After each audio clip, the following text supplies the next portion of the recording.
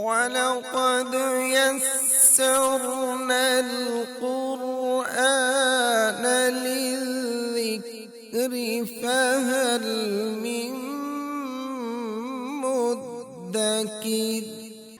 رکوع نمبر 12 ہے قُلْ مَنْ كَانَ عَدُوًّا لِجِبْرِيلَ، آپ کہہ دیں جو جبریل کا دشمن ہے اس نے تو اللہ تعالیٰ کے حکم سے آپ کے دل پر اس قرآن کو نازل کیا ہے، جو اپنے سے پہلے کی تصدیق کرنے والا ہے اور ایمان والوں کے لیے ہدایت اور خوشخبری ہے۔ جو کوئی اللہ تعالیٰ کا اور اس کے فرشتوں کا اور اس کے رسولوں کا اور جبرائیل اور میکائیل کا دشمن ہے تو یقیناً اللہ تعالیٰ کافروں کا دشمن ہے۔ جو کوئی اللہ تعالیٰ اور اس کے فرشتوں کا دشمن ہے، اس کے رسولوں کا دشمن ہے، اللہ سبحانہ و تعالیٰ نے اعلان کیا ہے یقیناً اللہ تعالیٰ کافروں کا دشمن ہے۔ اور بلا شبہ یقیناً ہم نے آپ پر واضح آیات نازل کی ہیں اور اس کا انکار فاسقوں کے سوا کوئی نہیں کرتا۔ کیا جب کبھی انہوں نے کوئی عہد کیا تو ان میں سے ایک گروہ نے اس کو پھینک دیا، بلکہ ان میں سے اکثر ایمان نہیں رکھتے۔ اور جب ان کے پاس اللہ تعالیٰ کی طرف سے کوئی رسول آیا جو اس چیز کے لیے تصدیق کرنے والا ہے جو ان کے پاس ہے، تو ان لوگوں میں سے ایک گروہ نے جنہیں کتاب دی گئی تھی اللہ تعالیٰ کی کتاب کو اپنی پشتوں کے پیچھے پھینک دیا، گویا وہ جانتے ہی نہیں، اور وہ اس چیز کے پیچھے لگ گئے جسے شیاطین سلیمان کی بادشاہت میں پڑھا کرتے تھے۔ اور سلیمان نے کفر نہیں کیا لیکن شیاطین نے کفر کیا کہ وہ لوگوں کو جادو سکھاتے تھے۔ اور جو بابل میں 2 فرشتوں ہاروت اور ماروت پر نازل کیا گیا، حالانکہ وہ دونوں کسی ایک کو نہیں سکھاتے تھے جب تک وہ یہ نہ کہہ دیتے کہ ہم یقیناً آزمائش ہیں، چنانچہ آپ کفر نہ کریں۔ پھر بھی وہ ان دونوں سے وہ چیز سیکھتے تھے جس سے شوہر اور اس کی بیوی میں جدائی ڈالتے تھے، حالانکہ وہ اس کے ساتھ اللہ تعالیٰ کے اذن کے بغیر اس میں سے کسی ایک کو بھی ہرگز نقصان پہنچانے والے نہیں تھے۔ اور وہ ایسا علم سیکھتے تھے جو انہیں نقصان پہنچاتا اور انہیں نفع نہیں دیتا تھا، حالانکہ بلا شبہ وہ یقیناً جانتے تھے کہ جس نے اس کو خریدا اس کے لیے آخرت میں کوئی حصہ نہیں، اور یقیناً برا ہے جس کے بدلے انہوں نے اپنے آپ کو بیچ ڈالا، کاش وہ جانتے ہوتے۔ اللہ تعالیٰ کے احکامات کو کیسے پس پشت ڈالا جاتا ہے؟ جب کوئی سچے دل سے ایمان نہیں رکھتا، عہد توڑتا ہے، انسانوں کو نقصان پہنچاتا ہے اور آخرت کے بدلے دنیا خرید لیتا ہے۔ کبھی آپ سوچ سکتے ہیں کہ جادو کس برے مقصد کے لیے سیکھا جاتا ہے؟ قرآن ہمیں یہ بتاتا ہے نارملی شوہر اور بیوی میں جدائی ڈالنے کے لیے، اور یہ کوئی باہر کے افراد نہیں ہوتے، خاندانی کے افراد ہوتے ہیں جو ایک دوسرے کو برداشت نہیں کر پاتے۔ تو رب العزت نے فرمایا وَلَوْ أَنَّهُمْ آمَنُوا وَاتَّقَوْا لَمَثُوبَةٌ مِّنْ عِندِ اللَّهِ خَيْرٌ، اور اگر وہ ایمان لاتے اور تقوی اختیار کرتے تو اللہ تعالیٰ کی جانب سے یقیناً بہتر ثواب ملتا، کاش وہ جانتے ہوتے۔ اس رکوع میں 3 کام ہیں جو کرنے والے ہیں ایمان، تقوی اور علم۔ اللہ سبحانہ و تعالیٰ ہمیں نصیب کرے۔ اور جن چیزوں سے روکا ان میں فرشتوں سے دشمنی، عہد شکنی، سچے دل سے ایمان نہ لانا، کتاب اللہ کو پس پشت ڈالنا، جادو سکھانا، ایسا کلام سیکھنا جس سے شوہر اور بیوی میں جدائی ہو جائے، نقصان دہ چیزوں کو سیکھنا، بری متاع کے اس جان کا سودا کر لینا۔ ہم کیا کریں؟ رشتوں اور تعلقات کے بگاڑ سے خود اپنے آپ کو اور اپنے ارد گرد والوں کو بچانا ہے۔ جادو کا وہم ہو جائے تو لوگوں کو ان کے وہم سے نکالنا ہے انشاءاللہ۔ رکوع نمبر 13 ہے اے ایمان والو تم رائنا، ہماری رعایت کیجئے یہ نہ کہو، بلکہ انظرنا، ہماری طرف نظر کرم کیجئے یہ کہو، اور سنو، اور کافروں کے لیے دردناک عذاب ہے۔ مجالس کے آداب بتائے گئے، گفتگو میں مشتبہ الفاظ استعمال نہ کیے جائیں، جو بات کہی گئی وہ توجہ سے سنیں، سوال و جواب کی بجائے عبرت کا ذہن پیدا کریں۔ اہل کتاب میں سے جن لوگوں نے کفر کیا نہ وہ پسند کرتے ہیں اور نہ مشرکین کہ آپ پر آپ کے رب کی جانب سے کوئی بھلائی نازل کی جائے، اور اللہ تعالیٰ اپنی رحمت کے ساتھ جسے چاہتا ہے خاص کر لیتا ہے، اور اللہ تعالیٰ بڑے فضل والا ہے۔ جو آیت ہم منسوخ کرتے ہیں یا جسے ہم بھلا دیتے ہیں، ہم اس سے بہتر یا اس جیسی اور لے آتے ہیں۔ کیا آپ نہیں جانتے کہ یقیناً اللہ تعالیٰ ہر چیز پر پوری قدرت رکھنے والا ہے؟ الم تعلم ان اللہ لہ ملک السماوات والارض، کیا آپ نہیں جانتے کہ یقیناً اللہ تعالیٰ ہی ہے، اس کے لیے آسمانوں اور زمین کی بادشاہت ہے، اور تمہارا اللہ تعالیٰ کے سوا نہ کوئی دوست ہے اور نہ کوئی مددگار۔ انسان اپنے جیسے انسانوں پر ٹرسٹ کرتے ہیں، ان کو اپنا مددگار سمجھتے ہیں، حالانکہ اصل مددگار وہ ہے جس کے ہاتھ میں ساری قوتیں ہیں۔ جو لوگ اعتراض پر مبنی سوالات کرتے ہیں وہ ایمان کے بدلے کفر اختیار کرتے ہیں۔ کیا تم چاہتے کہ تم اپنے رسول سے ویسے ہی سوالات کرو جس طرح اس سے پہلے موسیٰ علیہ السلام سے سوال کیے گئے؟ اور جو کوئی کفر کو ایمان کے بدلے میں لے لے تو یقیناً وہ سیدھے راستے سے بھٹک گیا۔ اہل کتاب میں سے اکثر لوگ چاہتے ہیں کہ کاش وہ تمہیں تمہارے ایمان کے بعد کافر بنا دے، اپنے دلوں میں حسد کی وجہ سے، اس کے بعد کہ حق ان کے لیے پوری طرح واضح ہو گیا۔ چنانچہ آپ معاف کر دیں اور درگزر کریں یہاں تک کہ اللہ تعالیٰ اپنا فیصلہ لے آئے۔ یقیناً اللہ تعالیٰ ہر چیز پر پوری قدرت رکھنے والا ہے۔ اور نماز قائم کرو اور زکوٰۃ ادا کرو، اور جو بھلائی تم اپنی جانوں کے لیے آگے بھیجو گے اللہ تعالیٰ کے ہاں اس کو موجود پاؤ گے۔ یقیناً جو بھی تم عمل کرتے ہو اللہ تعالیٰ اسے خوب دیکھنے والا ہے۔ اور انہوں نے کہا کہ کوئی شخص جنت میں ہرگز داخل نہیں ہوگا مگر وہ جو یہودی ہو یا عیسائی، یہ ان کی تمنائیں ہیں۔ آپ کہہ دیں کہ اپنی دلیل لاؤ اگر تم سچے ہو۔ کیوں نہیں؟ جس نے اپنا چہرہ اللہ تعالیٰ کے تابع کر دیا اور وہ نیکی کرنے والا ہو تو اس کے لیے اس کے رب کے پاس اس کا اجر ہے، اور ان پر نہ کوئی خوف ہوگا اور نہ وہ غمگین ہوں گے۔ جنت کس کے لیے ہے؟ اللہ تعالیٰ کی اطاعت کرنے والے کے لیے، عملاً نیک رویہ اختیار کرنے والے کے لیے، اور اپنی ہستی کو اللہ سبحانہ و تعالیٰ کے سپرد کر دینے والے کے لیے۔ اس رکوع میں کرنے والے کام ہیں عفو درگزر کرنا، نماز قائم کرنا، زکوٰۃ ادا کرنا، اپنی آخرت کے لیے بھلائیاں کما کر بھیجنا، اپنی ہستی کو اللہ تعالیٰ کی اطاعت میں سونپنا، احسان کی روش اختیار کرنا، اور جن کاموں سے رب العزت نے روکا ہے دعوت حق کو قبول کرنے سے انکار کرنا، کسی پر رب کی بھلائی نازل ہوتے ہوئے حسد کرنا، رسول سے سوالات اور مطالبات کرنا، ایمان کی روش کو کفر سے بدلنا، اور دوسروں کو ایمان کی روش سے کفر کی طرف پلٹا کر لے جانا۔ جھوٹی تمنائیں ہم کیا کریں؟ مجلس کے آداب کو اپنانا ہے انشاءاللہ۔ رکوع نمبر 14 ہے۔ اور یہود نے کہا کہ عیسائی کسی چیز پر نہیں، اور عیسائیوں نے کہا کہ یہودی کسی چیز پر نہیں، حالانکہ وہ سب کتاب پڑھتے ہیں۔ اسی طرح ان کی بات جیسی بات ان لوگوں نے کی جو علم نہیں رکھتے۔ پھر اللہ تعالیٰ قیامت کے دن ان کے درمیان ان معاملات کا فیصلہ کرے گا جس میں وہ اختلاف کرتے تھے۔ اور اس سے بڑا ظالم اور کون ہے جس نے اللہ تعالیٰ کی مسجدوں سے روکا کہ ان میں اس کا نام لیا جائے اور ان کو ویران کرنے کی کوشش کی؟ انہی لوگوں کا حق نہ تھا کہ ان میں داخل ہوتے مگر ڈرتے ہوئے۔ ان کے لیے دنیا میں رسوائی ہے اور آخرت میں ان کے لیے بہت بڑا عذاب ہے۔ اور مشرق اور مغرب اللہ تعالیٰ کے لیے ہیں۔ فَأَيْنَمَا تُوَلُّوا فَثَمَّ وَجْهُ اللَّهِ، جدھر بھی تم رخ کرو گے اسی طرف اللہ تعالیٰ کا چہرہ ہے۔ یقیناً اللہ تعالیٰ بڑی وسعت والا، سب کچھ جاننے والا ہے۔ اور انہوں نے کہا کہ اللہ تعالیٰ نے اولاد بنا رکھی ہے، وہ پاک ہے، بلکہ آسمانوں اور زمین میں جو کچھ ہے اسی کا ہے، سب کے سب اسی کے فرما بردار ہیں۔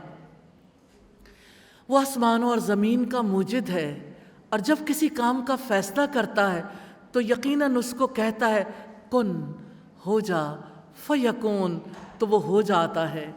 اور جو لوگ علم نہیں رکھتے انہوں نے کہا اللہ تعالیٰ ہم سے خود بات کیوں نہیں کرتا، یا ہمارے پاس کوئی نشانی کیوں نہیں آتی؟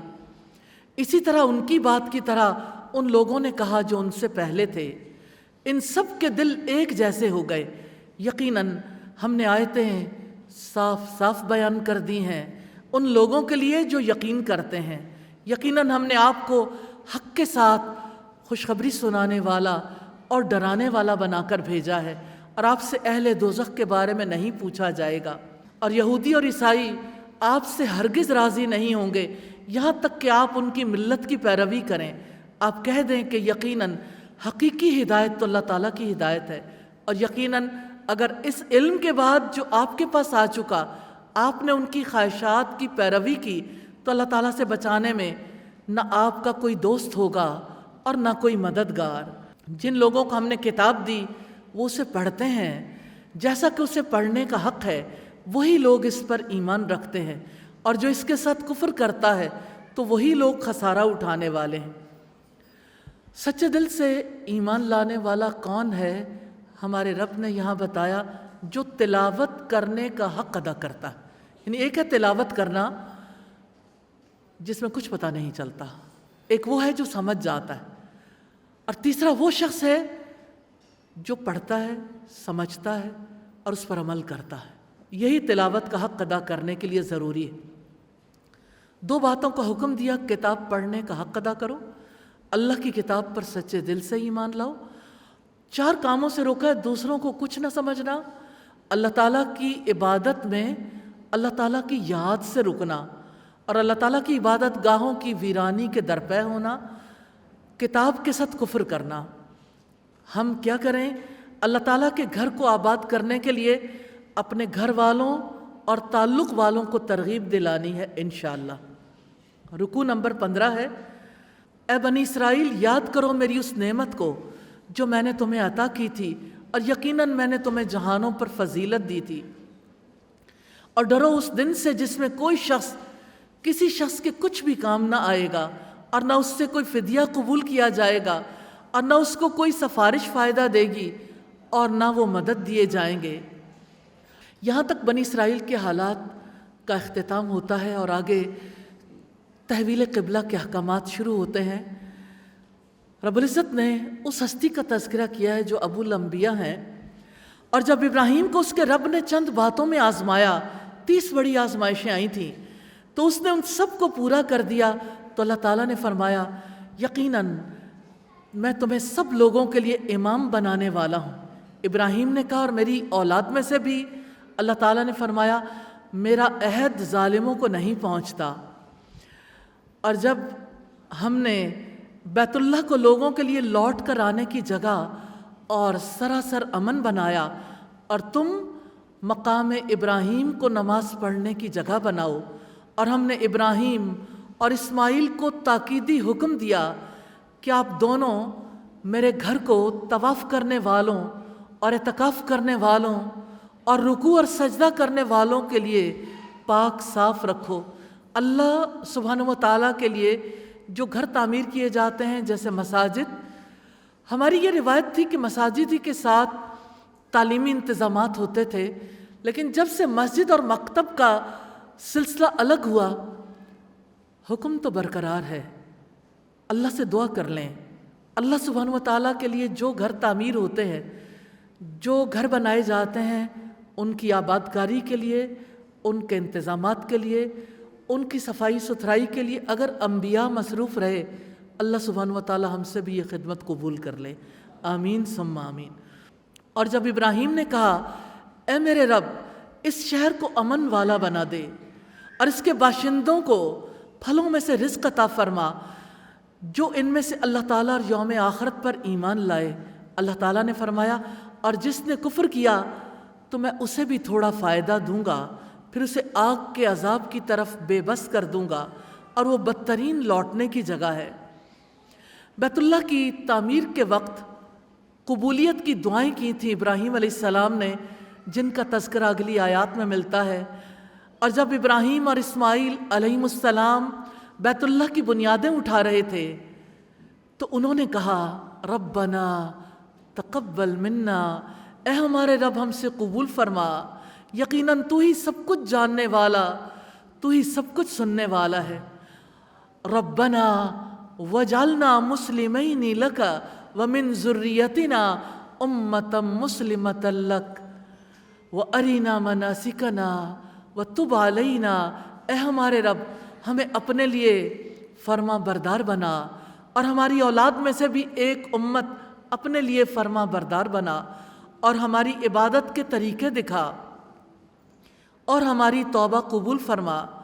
یقیناً تو بڑا توبہ قبول کرنے والا ہے، نہایت رحم والا ہے۔ بیت اللہ عالمی مرکز اسلامی ہے۔ بیت اللہ کی آباد کاری کے لیے ابراہیم علیہ السلام اور اسماعیل علیہ السلام نے دعا کی تھی کہ یا اللہ یہاں پر انہی میں سے رسول مبعوث فرما دیجئے۔ دعا ہے ربنا وبعث فیہم رسولا منہم، اے ہمارے رب اور ان لوگوں میں انہی میں سے ایک رسول بھیج جو انہیں تیری آیات پڑھ کر سنائے، انہیں کتاب اور حکمت کی تعلیم دے اور ان کو پاک کرے۔ یقیناً آپ سب پر غالب کمال حکمت والے ہیں۔ ابراہیم علیہ السلام کی دعائیں ہیں مرکز اسلامی کے لیے، اس شہر کو امن کا شہر بنا دیجئے، اس کے باشندوں کو رزق عطا کیجئے، ہم سے خدمت قبول فرما لیجئے، ہمیں عبادت کے طریقے سکھا دیجئے، ہماری نسل میں سے ایسی قوم اٹھائیے جو آپ کی فرما بردار ہو، ہماری خطاؤں سے درگزر فرمائیے۔ انہوں نے عالمی مرکز اسلامی بیت اللہ کی مستقل تنظیم کے لیے یہ دعا کی کہ ایسا رسول اٹھائیے جو 4 کام کرے، تیری آیات پڑھ کر سنائے، کتاب کی تعلیم دے، حکمت کی تعلیم دے، لوگوں کی زندگیاں سنوار دے۔ اس رکوع میں 9 کام ہیں جن کا حکم دیا گیا، جن کے بارے میں ہم اخذ کرتے ہیں جو کچھ اللہ سبحانہ وتعالیٰ نے ہمیں ان کے بارے میں بتایا۔ آزمائش میں پورا اترنا، اللہ تعالیٰ سے دعائیں کرنا، اللہ تعالیٰ کی کتاب کی تعلیم دینا، عبادت گزاری، اللہ تعالیٰ کی اطاعت کرنا، حکمت کی تعلیم دینا، اللہ کے گھر کی صفائی اور پاکیزگی کا اہتمام کرنا، اللہ تعالیٰ کی آیات سنانا، اللہ تعالیٰ کے بندوں کی زندگیاں سنوارنا، اور جن کاموں سے روکا ہے ظلم اور اللہ تعالیٰ کے احکامات کا انکار۔ ہم کیا کریں؟ ابراہیم علیہ السلام کی طرح ہر معاملے میں دعاؤں کا سلسلہ جاری رکھنا ہے انشاءاللہ۔ اور رکوع نمبر 16 ہے ملت ابراہیمی سے منہ موڑنے والا احمق ہے۔ فرمایا اور کون ہے جو ابراہیم کی ملت سے منہ موڑے مگر وہی جس نے خود کو بے وقوف بنا لیا ہو، حالانکہ ہم نے اسے یعنی ابراہیم کو دنیا میں چن لیا تھا، اور بلا شبہ یقیناً آخرت میں وہ صالحین میں سے ہوگا۔ جب اس کے رب نے اس سے کہا اسلم، فرما بردار ہو جا، قال اسلمت لرب العالمین، تو اس نے کہا میں جہانوں کے رب کا فرما بردار ہو گیا۔ اور اسی کی وصیت ابراہیم نے اپنے بیٹوں کو کی، اور یعقوب نے بھی۔ کیسے دین ابو الانبیاء سے چلا؟ ایک ہی بات ہے، تاریخ بتاتی ہے ہر دور میں یہی نصیحتیں آنے والے لوگوں کے لیے کی گئیں، اور اس کی وصیت ابراہیم نے اپنے بیٹوں کو کی اور یعقوب نے بھی۔ اے میرے بیٹو، یقیناً اللہ تعالیٰ نے تمہارے لیے دین کو منتخب کیا ہے، تو ہرگز نہ تم مرنا مگر اس حال میں کہ تم فرما بردار ہو۔ یعقوب علیہ السلام نے اپنے بیٹوں سے سوال کیا تھا ما تعبدون من بعدی، میرے بعد تم کس کی عبادت کرو گے؟ فرمایا کیا تم اس وقت موجود تھے جب یعقوب علیہ السلام کو موت آئی، جب اس نے اپنے بیٹوں سے کہا میرے بعد تم کس کی عبادت کرو گے؟ انہوں نے کہا ہم آپ کے معبود اور آپ کے آبا ابراہیم، اسماعیل اور اسحاق کے معبود کی عبادت کریں گے جو ایک ہی معبود ہے، اور ہم اسی کے لیے فرما بردار ہیں۔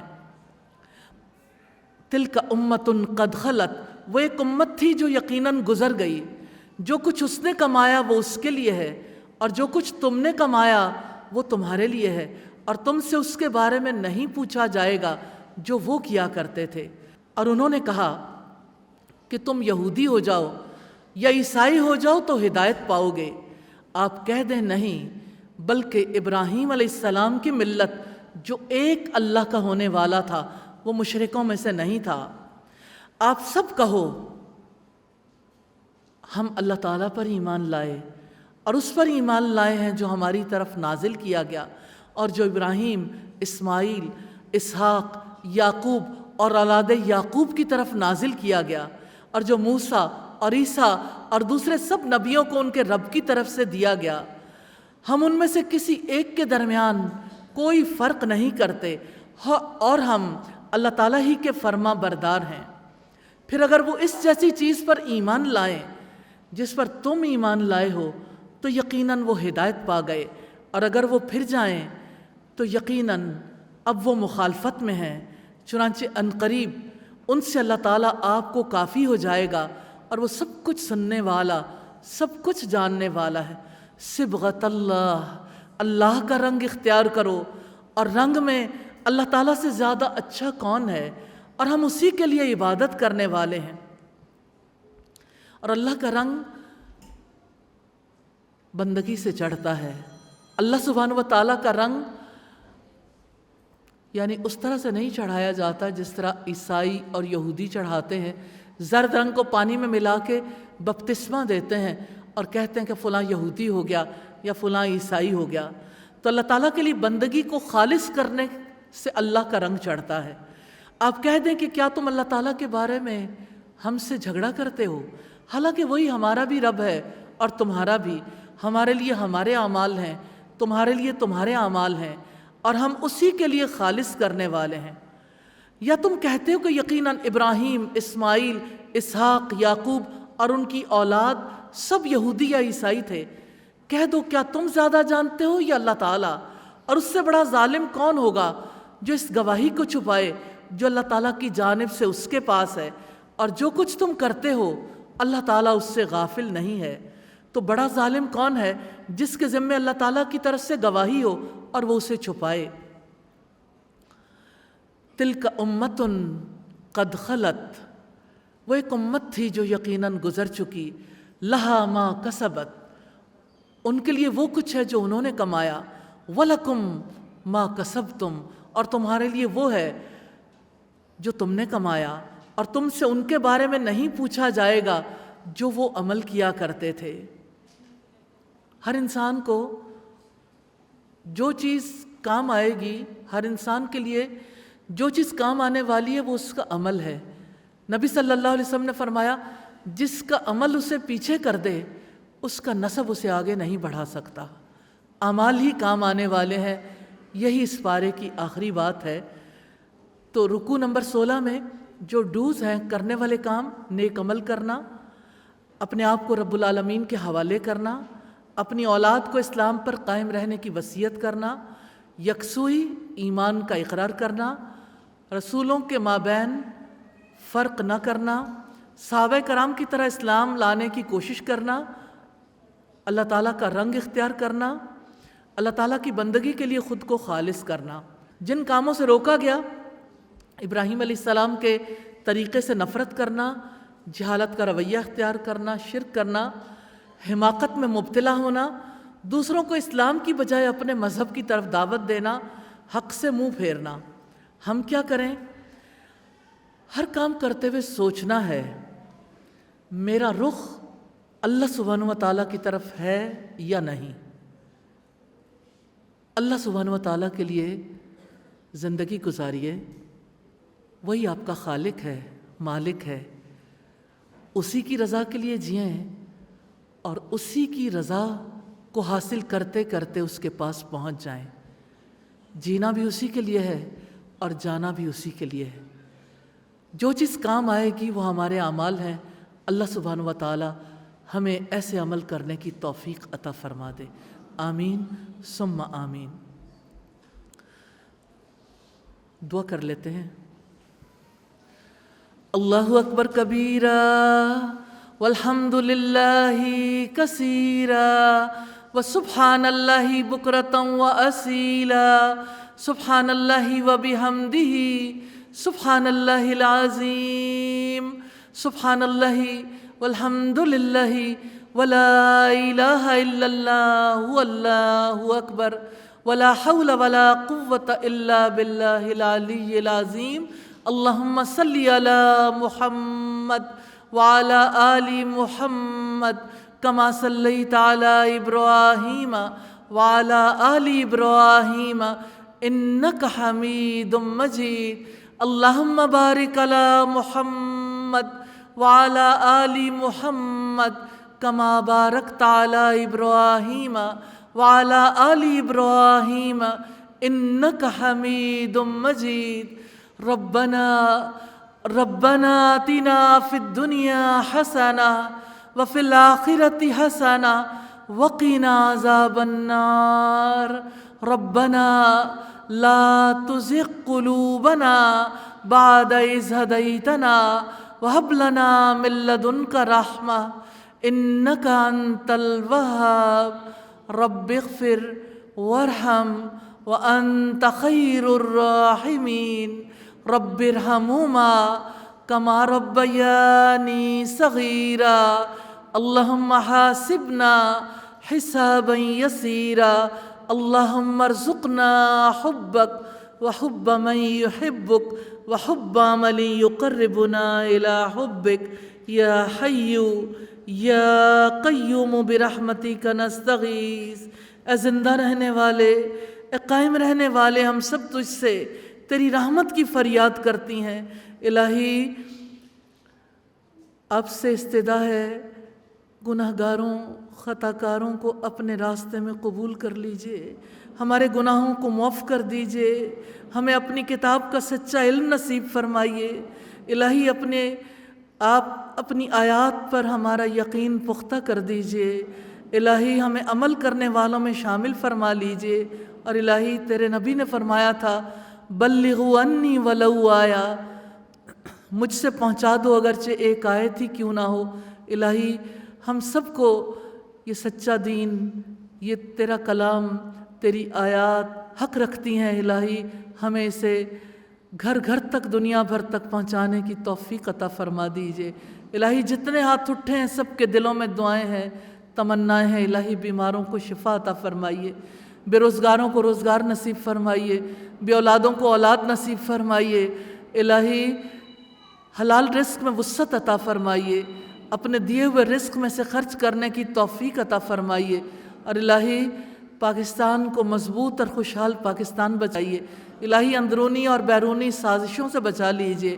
اے پاک پروردگار، جس طرح مہنگائی کی وجہ سے لوگوں کے لیے جینا مشکل ہو گیا، اے پاک پروردگار تو اپنے ماننے والوں، ایمان والوں پر رحم فرما دے. تو روزیوں میں وسعت اور الہی برکت عطا فرما دے. اور الہی جو تجھ سے جو خیر بھلائی مانگنا چاہتا ہے الہی سب کی دعائیں قبول فرما لے. اور یا الہی جتنے لوگوں نے آج کی اس نشست کے لیے، اس کے انتظامات کے لیے کام کیا، جو چل کر آئے، الہی ہم سب کو اپنے راستے میں قبول کر لیجئے. اور الہی ہماری ٹوٹی پھوٹی کوششوں کو اپنے راستے میں قبول فرما لیجئے. یا ارحم الراحمین، اس علاقے کو، اس شہر کو شہر القرآن بنا دینا. اے پاک پروردگار اس علاقے کو الہی قرآن کی پہچان نصیب کر دینا. اور الہی اس علاقے کے ایسے لوگ اپنے لیے منتخب کر لیجئے جو تیرے دین کو لے کر اٹھیں اور الہی دنیا اور جہان بھر تک پہنچانے والے ہو جائیں. یا ارحم الراحمین، ہمیں مثالی زندگیاں گزارنے کی توفیق عطا فرمانا. وصلی اللہ تعالی علی خیر خلقہ محمد وآلہ واصحابہ واہل بیتہ اجمعین برحمتک یا ارحم الراحمین. الہی آمین، الہی آمین. وَلَقَدْ يَسَّرْنَا الْقُرْآنَ لِلذِّكْرِ فَهَلْ مِن مُّدَّكِرٍ